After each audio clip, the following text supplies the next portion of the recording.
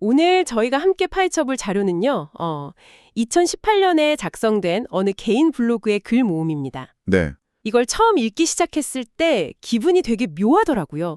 마치 누군가의 가장 깊은 내면을 담은 그런 일기장을 몰래 엿보는 것 같았어요. 어떻게 살아야 하나? 무엇이 진짜 가치 있는 건가? 같은 뭐랄까 누구나 한 번쯤은 해봤을 법한 고민들을 정말 치열하게 파고드는 기록이었습니다. 네, 맞아요. 이게 언뜻 보면 그냥 흩어져 있는 단상들 같은데 자세히 들여다보면 하나의 아주 거대한 질문을 향해서 가고 있어요. 하나의 질문이요? 네, 바로 어떻게 하면 이 괴로움에서 벗어나서 진정으로 의미 있는 삶을 살 수 있을까 하는 거죠. 그래서 뭐 부나 명예 같은 외부적인 가치부터 시작해서 사회적인 관계, 심지어는 매일 먹는 음식 같은 아주 개인적인 영역까지 삶의 거의 모든 면을 현미경으로 들여다보듯 성찰하고 있거든요. 저는 이 블로그를 딱 펴자마자 날벌레의 뛴뛰기라는 표현에서 그대로 멈췄어요. 아, 그 표현이요? 네. 우리가 막 목숨 걸고 경쟁하고 돈을 모으는 게 저 멀리서 보면 그냥 하루살이가 폴짝 뛰는 거랑 다를 바 없을 수 있다. 이런 말이잖아요. 그렇죠. 약간 뒤통수를 한 대 맞은 것 같더라고요. 세상이 중요하다고 말하는 것들에 대해서 아주 근본적인 질문부터 던지고 시작하는 거죠. 정확합니다. 그게 단순히 돈이 최고는 아니야 이런 상투적인 말이 아니고요. 네. 큰 나무는 바람을 많이 받는다는 앤드류 카네기의 말을 인용하면서 돈과 권력을 가진 사람들이 겪는 고통을 아주 구체적으로 지적해요. 그 끝이 파멸로 이어지는 경우도 많으니까요. 맞아요. 그런 뉴스들을 보면서 왜 석가모니는 그 모든 걸 버렸을까 하고 묻는 거예요. 이건 부와 명예 자체를 비난한다기보다 그것들을 향한 집착이 고통의 근원이라는 걸 꿰뚫어 보는 거죠. 집착. 맞아요. 블로그에서도 집착이 고통을 부른다, 비교가 고통을 부른다, 이 구절이 계속해서 나오더라고요. 네네. 남들한테 잘 보이려는 마음, 옆 사람보다 조금 더 잘 살아보려는 그 마음 자체가 고통의 씨앗이 될 수 있다는 건데, 그렇죠. 솔직히 현대사회를 사는 우리한텐 너무 당연한 욕망이잖아요. 그걸 버리라니, 시작부터 쉽지가 않네요. 그렇죠. 그래서 이 블로거는 그 어려운 문제의 해법을 밖이 아니라 안에서 찾으려고 합니다. 안에서요? 네, 세상의 가치 기준을 비판하는 데서 그치지 않고 그 비판의 칼날을 자기 자신한테로 돌리는 거죠. 다른 사람의 허물을 보지 말고 오직 나 자신의 허물만을 보라는 말이 그래서 계속 나오는 거군요. 네, 거의 주문처럼 반복돼요. 심지어 사람은 입안에 도끼를 가지고 태어난다는 표현까지 쓰는데, 와, 전 이거 보고 좀 섬뜩했어요. 좀 강한 표현이죠? 내가 무심코 뱉은 말이 남한테는 도끼가 될 수 있다는 거잖아요. 결국 외부를 탓하기 전에 내 안을 먼저 살피고 내 말부터 다스리라는 아주 엄격한 자기 성찰을 요구하는 거죠. 바로 여기서 묵타라는 핵심 개념이 등장합니다. 묵타요? 네, 한자로 멎다, 침묵으로 때린다는 뜻인데요. 밖으로 향하는 그 분별하고 판단하는 마음을 안으로 돌려서 자신의 잘못을 살피라는 의미로 쓰여요. 그냥 입 다물고 있으라는 게 아니군요. 전혀 아니죠. 예를 들어서 누가 나를 비판해서 화가 막 치밀어 오를 때 그 사람을 탓하기 전에 잠깐 멈추는 거예요. 그리고 왜 이 말이 나를 이렇게 아프게 하지? 내 안에 어떤 부분이 건드려졌을까? 하고 질문의 방향을 나에게로 바꾸는 훈련 같은 겁니다. 그렇게 외부의 가치에 휘둘리지 않고 내면을 보는 게 중요하다. 머리로는 알겠어요. 근데 현실에서 이걸 실천하는 건 완전히 다른 문제잖아요. 그렇죠. 그런데 이 블로거가 정말 자기 삶 전체를 던져서 이걸 증명해낸 사람들의 이야기를 소개하더라고요. 여기서부터 이야기가 정말 흥미진진해집니다. 네. 신념을 지키기 위해서 모든 걸 버린다는 게 어떤 의미인지 아주 극적인 사례들을 통해서 보여주죠. 첫 번째 사례부터가 스케일이 달라요.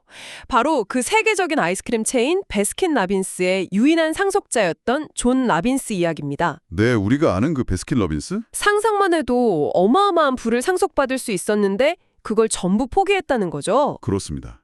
아버지가 평생 일군 그 거대한 유제품 제국이 동물의 고통, 또 비윤리적인 공장식 축산 위에 세워졌다는 걸 깨달은 거예요.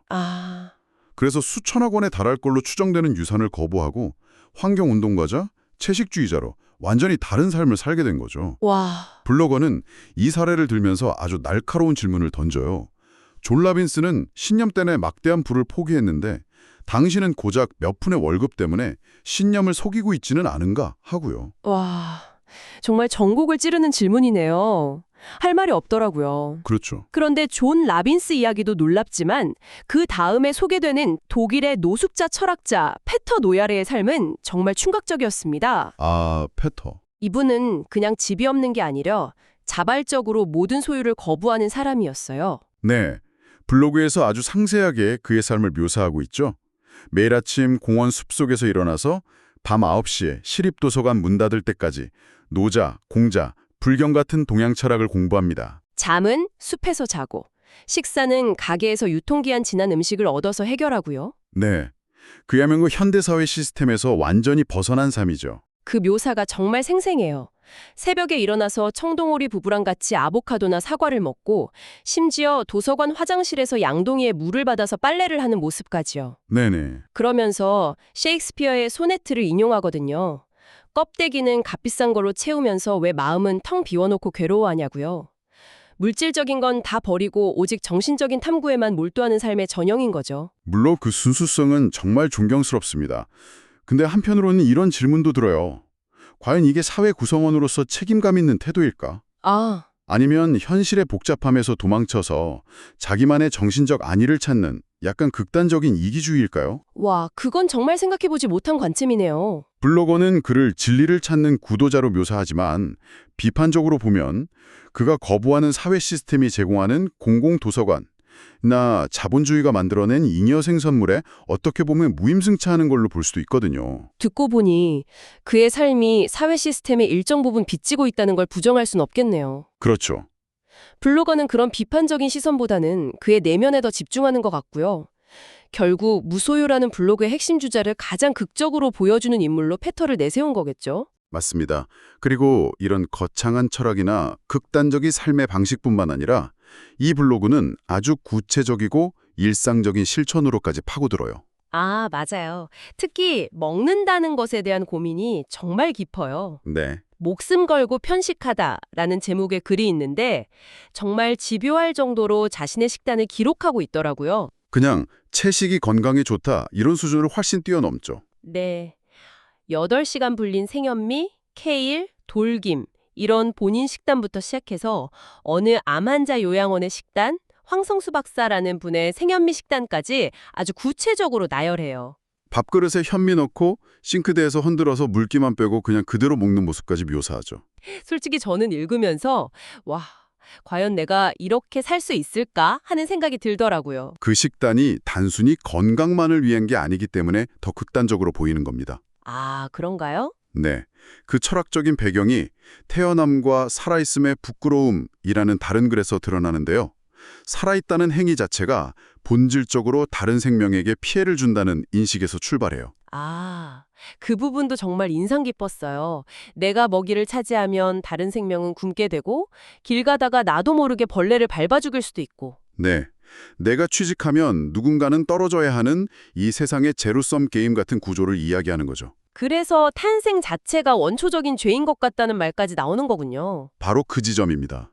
존재 자체가 죄이자 고통의 원인이 될 수 있다는 그 깊은 성찰 끝에 업을 가능한 한 적게 지으면서 살기 위한 방법으로 완전한 채식, 그것도 생식을 선택한 거예요. 아, 다른 생명의 희생을 최소화하려는 정말 처절한 노력이었군요. 네, 이건 식단 조절이 아니라 일종의 수행에 가까운 행위인 거죠. 듣고 보니 모든 게 다 연결되네요.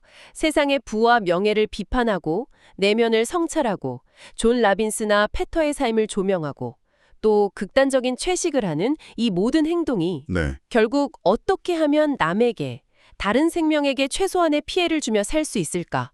이 하나의 질문에서 비롯된 거군요. 맞습니다. 그래서 결국 거대한 사회 시스템에서 벗어나 은둔자처럼 살아야 한다는 결론에 이르게 되는 거고요.